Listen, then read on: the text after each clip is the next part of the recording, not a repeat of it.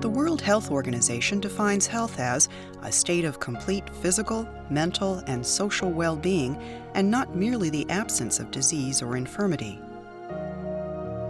At the 52nd World Health Conference in 1999, a major issue was whether to include the words spiritual and dynamic in the definition.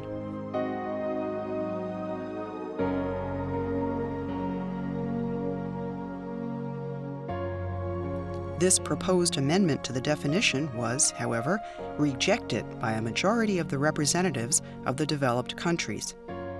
In particular, the concept of spiritual is not easily compatible with contemporary Western medicine. So just what is health? And what is meant by spiritual?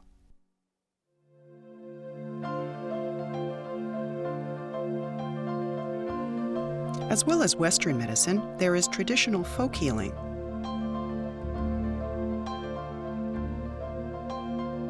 In Okinawa, for example, bloodletting, to suck out the bad blood deemed to be the cause of the disease, was practiced from ancient times.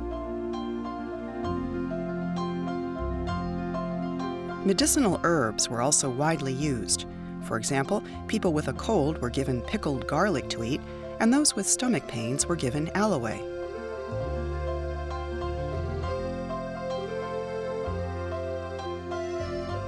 One type of folk healing typical of Okinawa is Yuta therapy.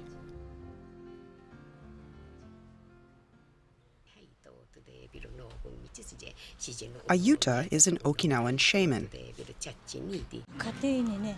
When there is trouble in the family, you may go off to consult a Yuta. When there's something wrong with you or your kids or the family, you may go and visit a Yuta. Ordinary people see Yutas. It's mostly people in their 50s or 60s who consult Yutas. In Okinawa, many people who are experiencing some form of problem go off to see the Yuta for counseling. In recent years, the role of the Yuta in mental health has attracted considerable interest.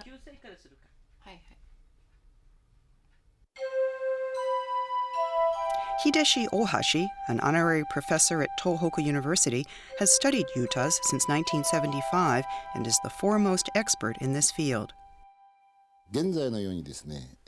Today, Western medicine is accepted all over the globe, and treatment by shamans, such as the Yutas of Okinawa, is considered unscientific and primitive.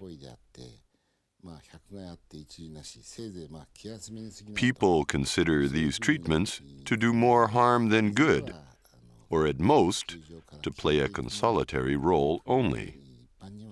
Most people think that one day they will disappear, but in actual fact, shamans remain in great demand all over the world.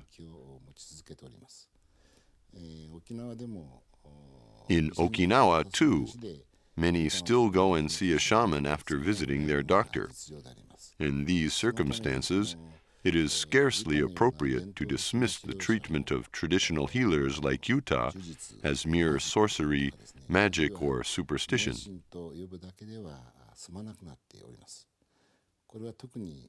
In the field of mental health, these traditional approaches are being taken seriously.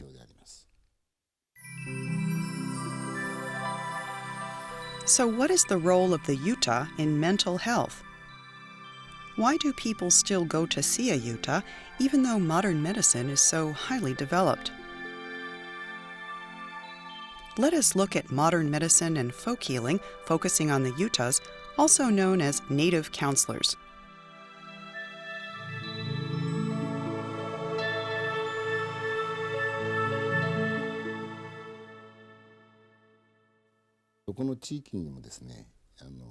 Wherever you go, each region has its own resources for treating disease. How do sick people or their families understand these resources? And what kind of system do they use to select them to treat an illness? To understand this, the concept of the health care system, as proposed by Arthur Kleinman, is very useful.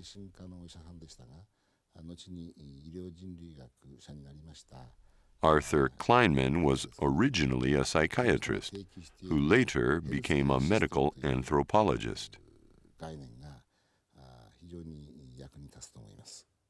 The healthcare system refers to the entire medical resources on which the people of a region can rely when they have a physical or mental disorder. This system overlaps with the popular, professional, and folk sectors of medicine. The popular sector, in simple terms, is self-care in the home. The professional sector is medical care given by medical specialists under a recognized system. The folk sector refers to traditional folk treatments and treatment ceremonies. The patient and patient's family alternate between these three sectors in treating illness. But let's focus on the shamanism of the folk sector.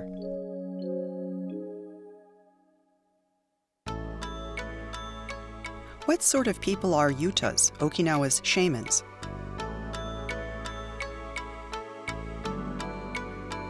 This is a residential part of the city of Naha on the main island of Okinawa.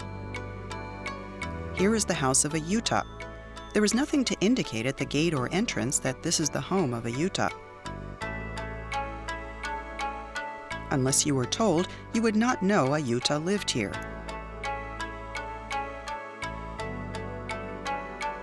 In a room, the Yuta is seeing a client.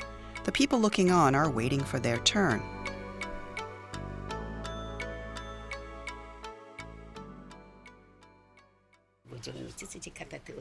After asking the client's name and address, the Yuta greets her own guardian.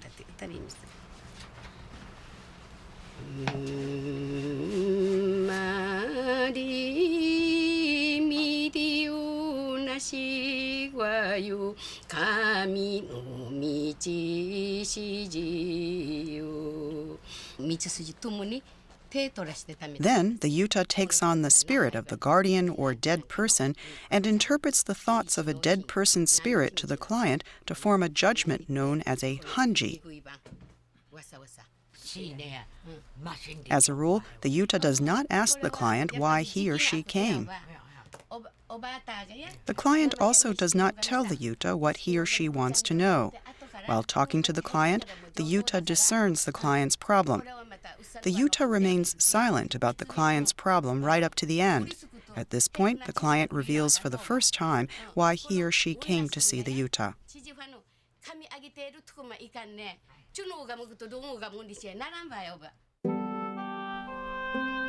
Each Yuta has her own way of acting, and the methods she uses to reach the hanji are her own. No two Yutas use the same approach.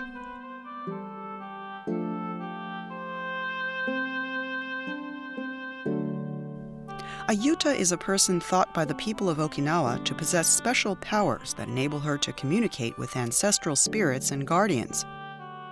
Sometimes the Yuta is known as a kaminchu, which means a servant of God, or a munoshiri, a knowledgeable person. To understand the Yuta, it is necessary to understand the religion of Okinawa.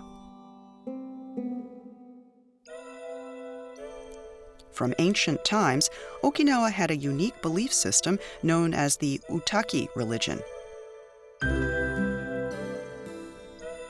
Utaki is the place thought to be sacred where the guardian of the village dwelled. The religion that grew up around the Utaki was called the Utaki religion.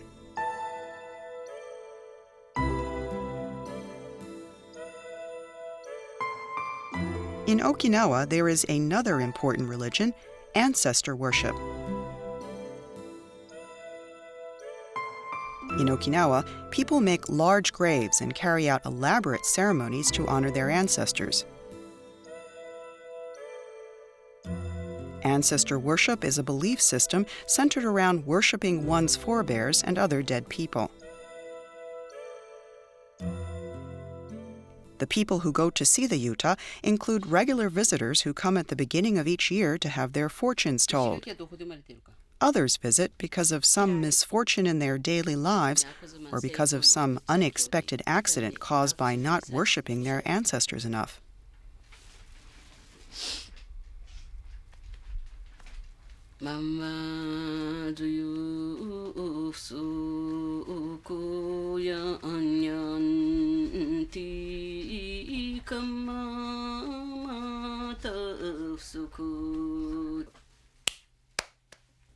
Yutas are closely linked with ancestor worship. 紫の方はあれか。あんたの旦那さんにも土地を分けたる。お父さんは言ってるよ。あんたなんかの分もあるはずよ。先にもうみんな兄弟もらったから。ユタというのはその古い流。It is thought that Yutas are the modern-day proponents or inheritors of ancestor worship that has come down to us from the ancient Ryukyu era. Even today, Yutas answer the questions of their clients who visit them in their homes and respond to the many individual problems their clients raise. Why is there nothing to indicate that a house is the residence of a Yuta, even though the Yuta is available to see individual clients? その理由の一つはですね。One reason is that there has been a history of repressing Yutas right through the ages. Even now, in today's society, they are still seen as taboo.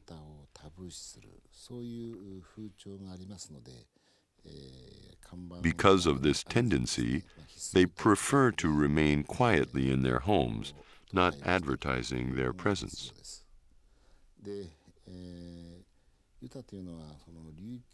Yutas were continually repressed by the rulers from the days of the Ryukyu kingdom because they were said to mislead the people, instill superstition into them, encourage them to waste money, and destroy people's lives.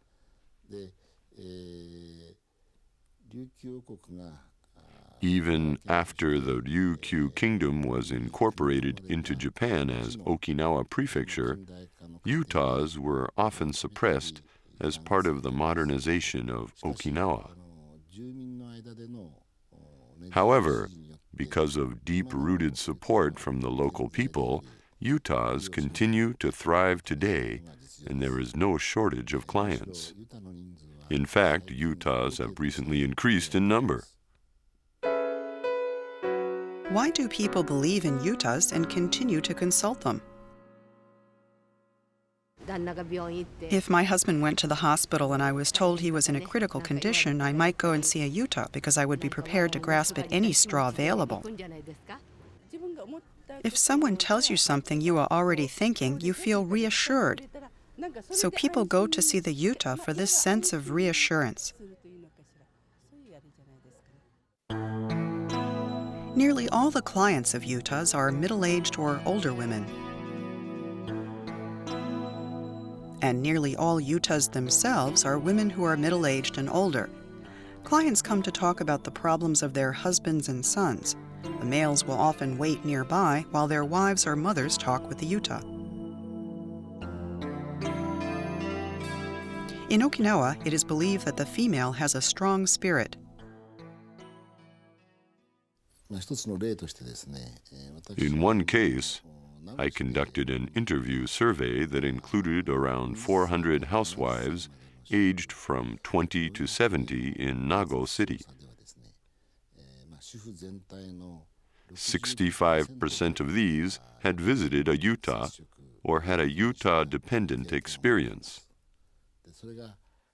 For those in their 50s and 60s, this rose to 85%. So the world of the Yuta and the clients of the Yuta is almost exclusively a world of middle-aged and older women. In Okinawa, they have a proverb, believe half in the doctor and half in the Yuta. Bearing this out, when many people go to the doctor, they also visit a Yuta. Professor Ohashi investigated what proportion of housewives depend on a yuta when they become ill. He asked the 106 people who replied yes to the question, "Have you had a serious illness or injury in your family in the last 10 years?" what they did when they had that illness or injury. 4 out of 10 replied that they had visited a yuta when they were sick or injured.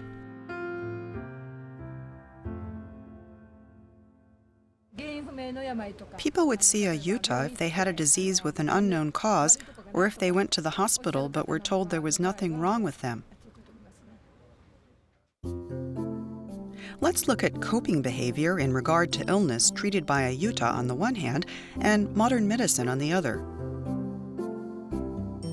When a disorder of the body or mind arises, if the family believes the problem lies within the sphere of medical treatment, they seek treatment by modern medicine. If they see the problem is one that should be treated by a yuta, they will go and see a yuta. If they are told the problem lies within both spheres, they will seek both kinds of treatment. In that case, the patient will first visit one of the two, and if the treatment has no effect, will go on and try the other. Or the patient will try both anyway. All kinds of people visit a yuta. In Okinawa, our word for a neurosis is tari. Some people with a neurosis believe they are cursed by their ancestors, and yet go and see a psychiatrist. For example, a person might feel unwell and mentally unstable, though they might have been quite normal before. Perhaps they can't sleep or something. There are many different cases.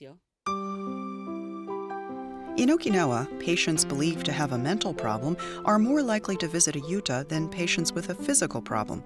Why is this? One reason is that it is only comparatively recently that modern mental health was introduced to Okinawa. Modern mental health started with the psychiatrists and doctors that came to Okinawa after the war with the U.S. Army. So in Okinawa, the history of mental health is no more than 50 years old. Compared with this, yutas have played a role in life on the islands for hundreds of years. People are used to getting help for mental problems from traditional healers, such as yutas and shamans. Another reason is that psychiatric problems are problems of the brain or mind, so are hard to actually see. Also, because psychiatric disorders are behavioral rather than medical, the people are more used to explaining them in terms of the supernatural, which is the domain of the yuta, or in terms of ancestral and family connections. Let's look at the history of mental health in Okinawa.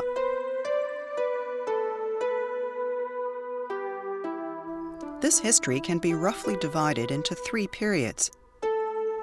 The first is the neglected period before the Second World War of doing very little and just letting things take their course. Under this approach, there were no clear measures for dealing with mental patients. They were just watched over in their homes.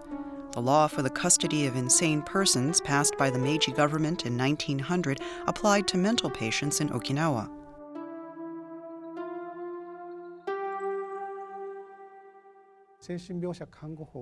The law for the custody of insane persons appointed a custodian who was obliged by law to report any mentally ill persons in the community to the police. Unruly patients had to be imprisoned at home. The law for the custody of insane persons and the Mental Hospital Act, enacted in 1919, were superseded by the Mental Hygiene Act, enacted in 1950 in Japan. The second period was the so-called period of beginning of psychiatric care from the end of the Second World War until the reversion of Okinawa to Japan in 1972. Mental health started in Okinawa immediately after the war in 1946, with 20 beds set aside for mental patients by USCAR, the U.S. Civil Administration of the Ryukyu Islands. Slowly, over 10 years, these 20 beds were increased to 100.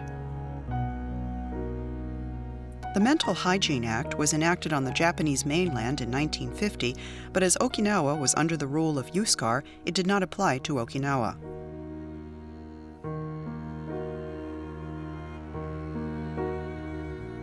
The public health centers, established in 1950, took over from the police the duty to keep those with mental disorders under surveillance in their homes.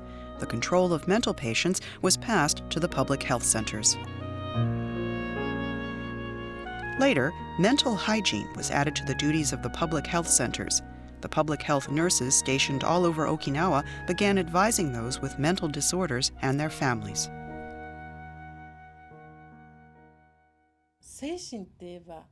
Mental illness at that time was covered up, and nobody wanted to know about it. We had to open the door of this closed room and talk to each family affected.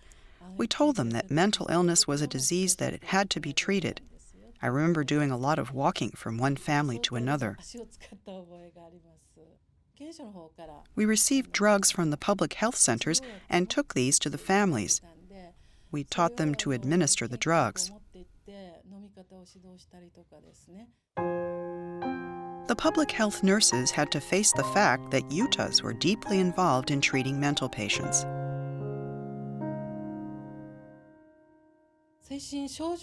Often the state of the mental illness was not manifested clearly, and the family nearly always believed that the patient was cursed by their ancestors. We saw this situation every day in our work on Kume Island. We would often hear that a patient had been to see the Yuta. We were all raised amid this kind of culture.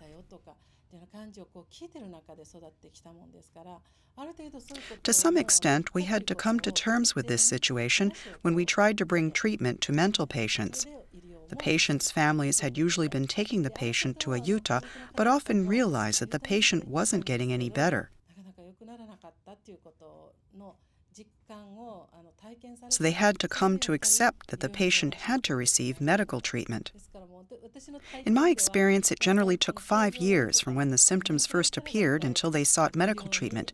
Until then, the families would go to the Yuta. The Ryukyu Mental Hygiene Act was enacted in 1960, 10 years after the equivalent law was passed on the mainland. Comparing the Ryukyu Mental Hygiene Act with the mainland Mental Hygiene Act, the Ryukyu law was more concerned with medical treatment and less with public security. In Okinawa, public funding for medical care was introduced before the mainland Mental Hygiene Act, and this was why the Okinawa law was stronger on welfare than the mainland law. However, the Okinawa government could not afford this, and hospitalized mental patients had to be treated at their own expense. Mental patients also had to go into hospitals that were already grossly overcrowded. Other mental patients were imprisoned at home. Support from USCAR for treating mental health was extremely low. USCAR prioritized the fight against tuberculosis and other infectious diseases because of fears they could affect U.S. military personnel. One form of Japanese government assistance was the psychiatrists dispatched from Japan from 1964. Over the next 12 years, 82 psychiatrists were dispatched from Japan under this scheme. The trigger that really kicked off the fight against mental health in Okinawa was the survey into the state of mental hygiene conducted in 1966 by the Ryukyu government.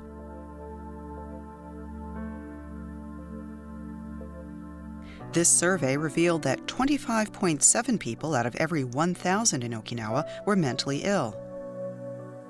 This was nearly twice the national average of 12.9 when a nationwide survey was taken 3 years earlier in 1963. The survey resulted in strong calls for expanding mental hospitals and other facilities. The third period in the history of mental health in Okinawa is the evolution period, which started around the time of Okinawa's 1972 reversion to Japan and has continued up to now. Around the time of reversion, the movement in Okinawa and the mainland to expand facilities in the prefecture rapidly boosted hospitals and hospital beds. The numbers of patients admitted to hospital and day patients increased dramatically. The mental health duties of the public health centers focused mainly on the hospitalization of patients who required constant supervision. In 1989, the current Okinawa Prefectural General Mental Health and Welfare Center was built to provide the necessary support to rehabilitate mental patients back into society. Daycare was also introduced at mental health facilities.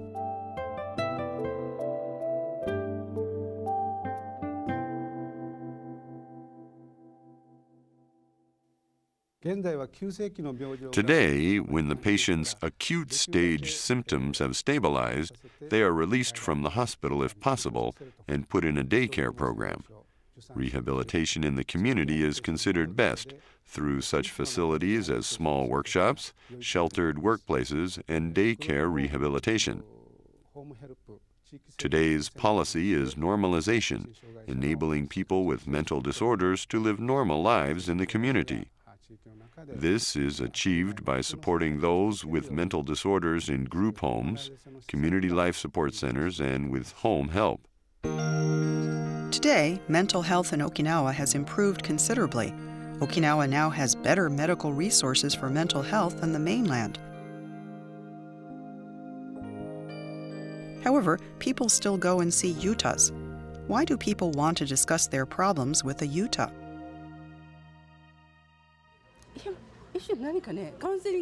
My feeling is that it's a kind of counseling. The yuta tells you about your own feelings, things that you can't see for yourself.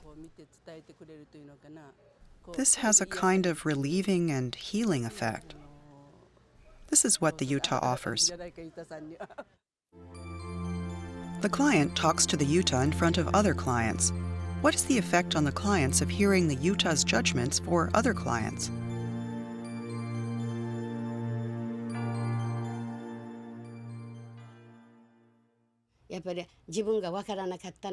You want to pray about what you don't understand.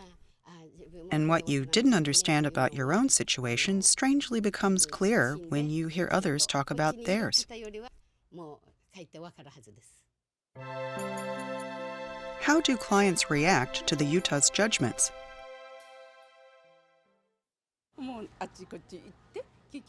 Clients go to many different yutas and in the end choose the advice that seems to suit them best. This calms them and makes them feel better. You ask around to find the yuta that will suit you best. Then you go and see her. The relationship between yuta and client is similar to the relationship between analyst and patient in psychoanalysis.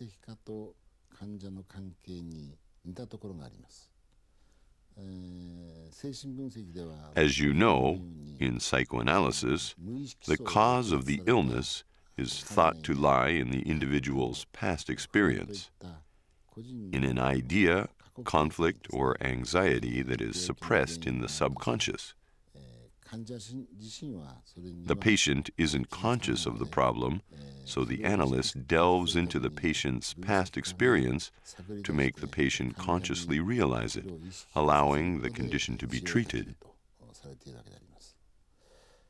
The yuta, on the other hand, solves problems and treats clients by ascribing the affliction or illness to the client's lack of veneration of ancestors or to a mistake in the passing down of the client's ancestral lineage. The yuta projects the problem onto the client's ancestors, externalizes it, and helps the client to restore her relationship with the ancestor to normal. The two approaches are similar, though different, in that one seeks the solution within the patient, while the other looks outside the patient for the answer. In the sense that the yuta's therapy ascribes significance to the affliction or illness and makes the client expel the problem in a cathartic way, the yuta's therapy is similar in its mechanisms to psychoanalysis.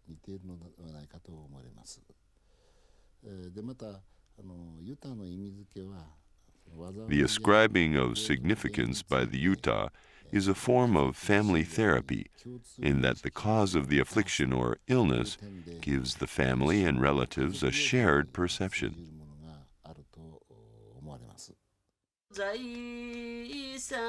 How does modern medicine view the Yuta? Okinawan culture is sympathetic to mental illness.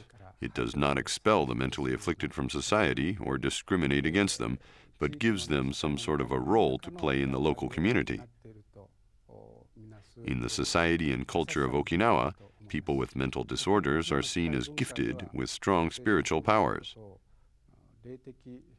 They are known as sadakamari, a person handling spiritual powers, or are regarded as being chosen by the gods. This view of those with mental disorders reflects Okinawa's tradition of ancestor worship and the values of the Yuta. It was proposed that the World Health Organization add the word spiritual to its definition of health.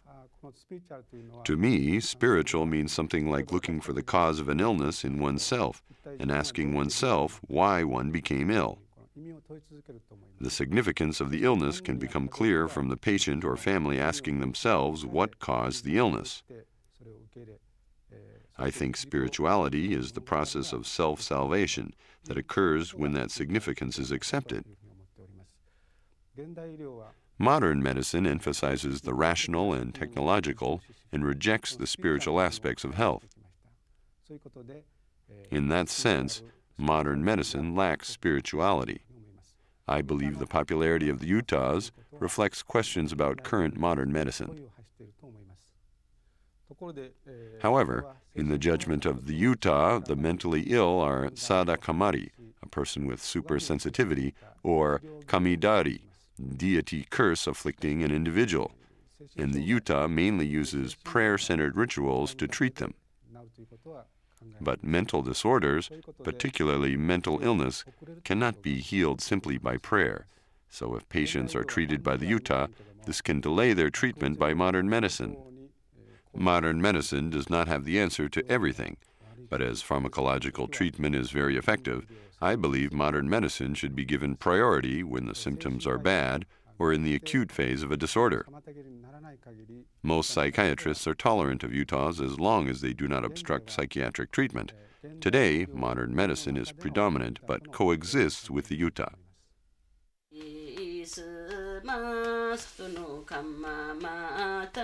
How do Yutas regard modern medicine? In Okinawa, doctors are known as Isha no Shu, or Doctor of Gods. The people of Okinawa liken doctors to gods. This means that doctors have the skills, judgment, and abilities of gods. Yutas pray to the gods to save patients by combining the powers of doctors with their divine powers.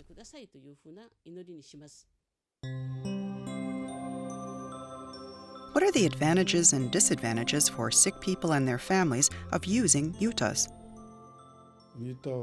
When considering the advantages and disadvantages of using a Yuta, first, let us look at the treatment that psychiatry, my own field, would use and compare the Yuta's treatment with that.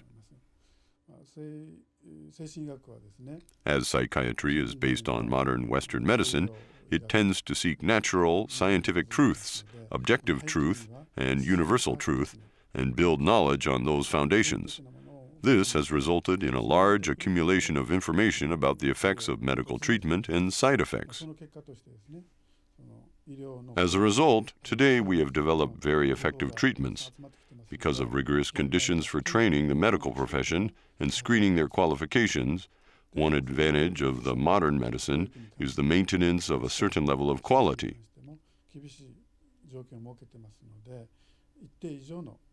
Conversely, the disadvantage of Yutas is that they obstruct the use of modern psychiatric treatments, or that they delay the use of psychiatry, even if it is finally used, because of the time taken in consulting with the Yutas.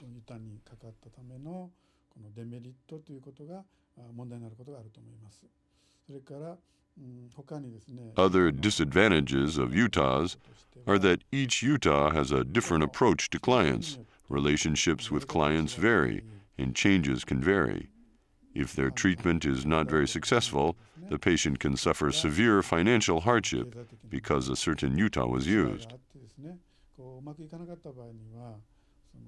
Also, the illness can be aggravated or worsened, or the medical treatment of the patient can be stopped on the instructions of the Utah.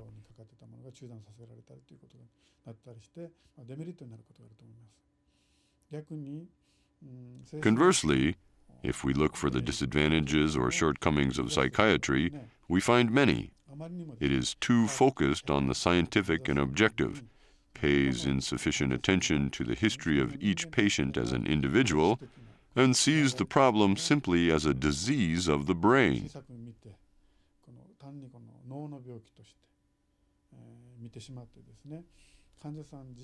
It cannot see the patient as a whole and can be limited to prescribing drugs as treatment.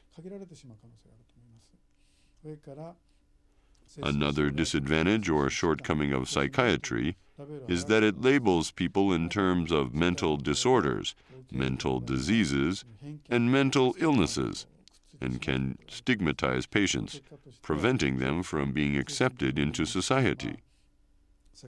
As a result, patients can be hospitalized for long periods in mental hospitals and may not return to society. In Okinawa, Utahs and traditional healers are part of society and explain patients' problems and assist them. I actually studied the situation in Bali in Indonesia, where the psychiatrists work closely with traditional healers in supporting the social well-being of the patient. Then I realized that there are advantages in traditional healers too. Professor Ohashi said that the Utahs treat themselves during their talks with clients. When a person becomes a Utah, she is consecrated to a deity. For example, an ordinary housewife may approach a Utah and complain of a strange feeling in her body and mind. This strange state is called a kamidari, or under trance by those around her. The woman is guided and advised by her close relatives and her senior Utah, who help heal her mind and body. This is the process by which a woman becomes a Utah. The people around her who have seen this happen recognize her as possessing unique powers and come to her for judgments, that is, hanji, and ugan, which are treatment ceremonies. As the new Utah meets the requests of her clients, her physical and mental state is restored, and she gradually accepts her role as a Utah as her mission in life. So there is no such thing as a person starting out wanting to become a Utah and then becoming one. It is not the Utah herself who decides that she is a Utah, but the clients in the community around her.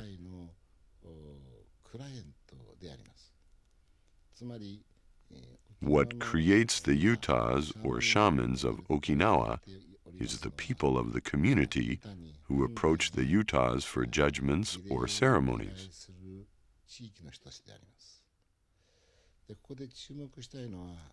What is important here for the new Utah is self-treatment.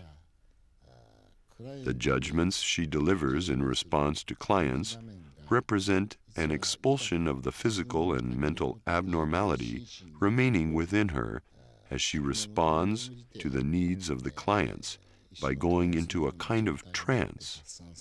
In this way, she seeks to regain her physical and mental stability.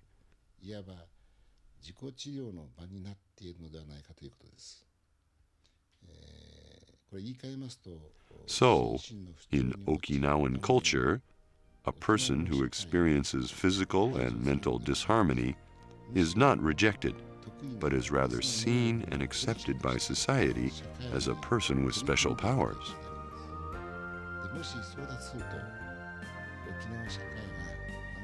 The depth of this spiritual culture developed over Okinawa's long history impressed me greatly.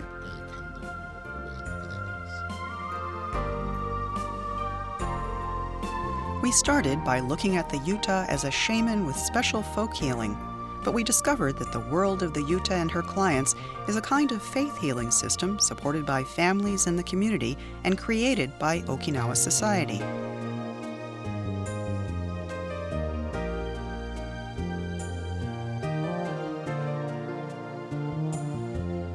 In the future, Yutas will surely continue to fulfill their role as traditional counselors firmly rooted in the indigenous culture of Okinawa.